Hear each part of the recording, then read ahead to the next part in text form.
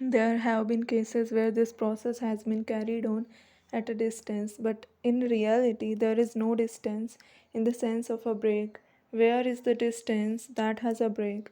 Is there any break between you and the sun? It is a continuous mass of matter, the sun the one part and you the other. Is there a break between one part of a river and another? Then why cannot any force travel? There is no reason against it. These cases are perfectly true, and this prana can be transmitted to a very great distance. But to one genuine case, there are hundreds of roads. It is not as easy as it is thought to be. In the most ordinary cases of this healing, you will find that these healers are simply taking advantage of the naturally healthy state of the human body. There is no disease in this world which kills the majority of persons attacked. Even in cholera epidemics, if for a few days 60% die, after that the rate comes down to 30 and 20%, and the rest recover. An allopath comes and treats cholera patients and gives them his medicines. The homeopath comes and gives his medicine and cures perhaps more, simply because the homeopath did not disturb the patients but allowed nature to deal with them. And the faith healer will cure more still because he will bring the strength of his mind to bear and rouses through faith the dormant prana of the patient. But there is a mistake constantly made by faith healers.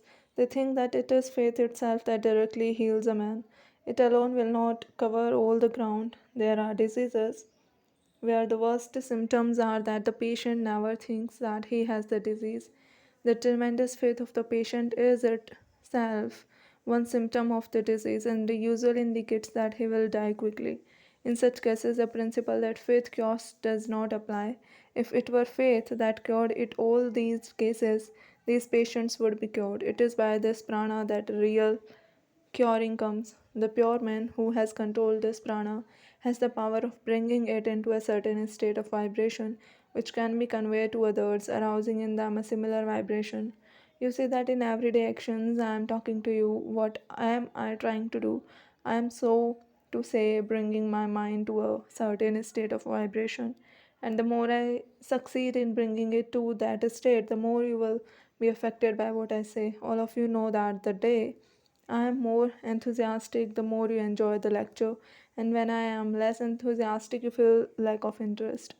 The gigantic will powers of the world movers, can bring their prana into a high state of vibration, and it is so great and powerful that it catches others in a moment, and thousands are drawn towards them, and half the world thinks as they do. Great prophets of the world had the most wonderful control of this prana which gave them tremendous willpower. They had brought their prana to the highest state of motion, and this is what gave them power to sway the world. All manifestations of power arise from this control. Man may not know the secret, but this is the one explanation. Sometimes in your own body, the supply of prana gravitates more or less to one part, the balance is disturbed, and when the balance of the prana is disturbed, what we call disease is produced. To take away the superfluous prana or to supply the prana that is wanting will be curing the disease. That again is pranayama. To learn when there is more or less prana in one part of body than there should be. The feelings will become so subtle that the mind will feel that there is less prana in the toe or the finger than there should be and possess the power to supply it. These are among the various functions of pranayama. They have to be learned slowly and gradually. And as you see, the whole scope of Raja Yoga is really to teach the control and direction in different planes of the prana.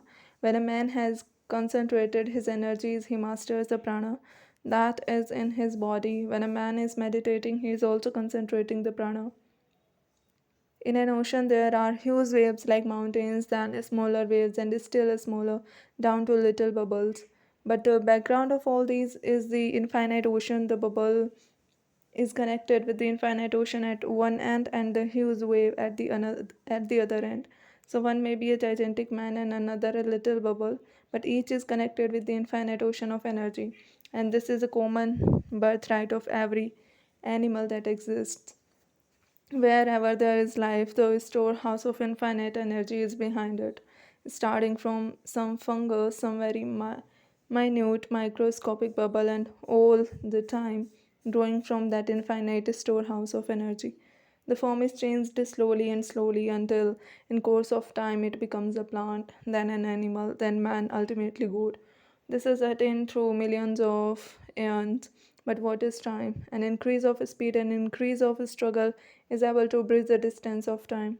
That which naturally takes a long time to accomplish can be shortened by the intensity of action, says the yogi. A man may go on slowly drawing in this energy from the infinite mass that exists in the universe, and perhaps he will require 100,000 years to become a deva, and then perhaps 500,000 years to become still higher, and perhaps 5 millions of years to become perfect. Given rapid growth, the time will be less. Why is it not possible with sufficient effort to reach this very perfection in 6 months or 6 years?